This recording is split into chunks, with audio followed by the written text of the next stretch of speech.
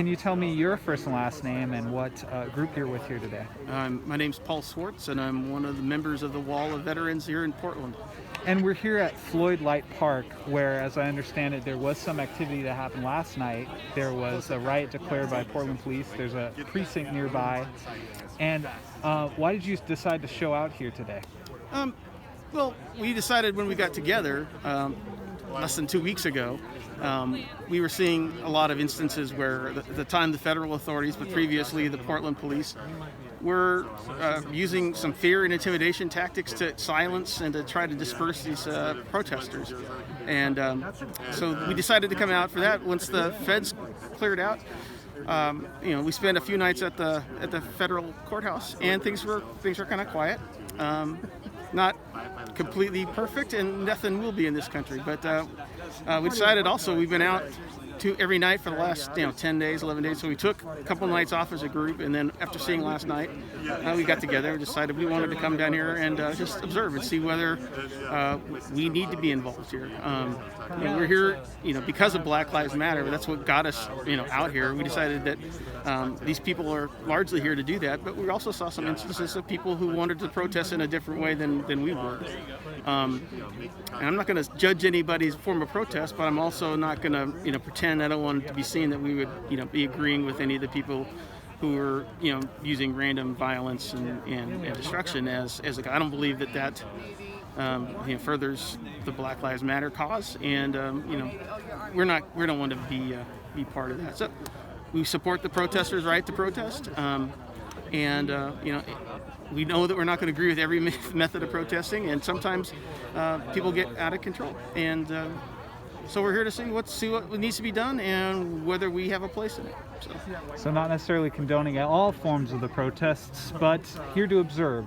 I would defend anybody's right to protest, but some of what I was watching on the streams last night seemed like just anger and not necessarily protesting. And but again, that's one of the things we wanted to see. Do we have a role in the smaller protests without a more clearly identified foe that's really trying to keep us down, or keep the protesters quiet and at home?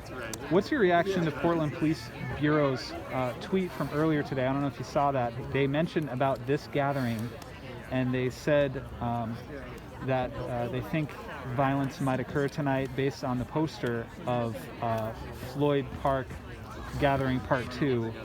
Do you have any reaction to that? Do you know what I'm talking about? No, I didn't see that tweet, but I did watch. I watched the press conference that the mayor did with the police chief today, and I think they sincerely care about the city and the people, but I'm not sure that they feel that they've got the support to do what really needs to be done to reorganize the police department, to try to turn back the clock on 400 years of social injustice.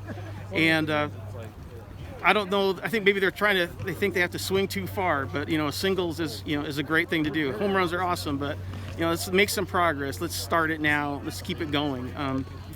In the 1960s, there's all the civil rights movement, and resulted in the Voting Rights Act, which was repealed 4 or 5 years ago. We can't keep going backwards for Black Americans.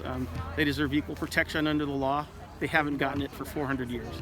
I think some of the things that we're talking about, redirecting the funds that would have gone to the police department to other social services or other groups that could help. Most of the calls that police respond to are mental health calls.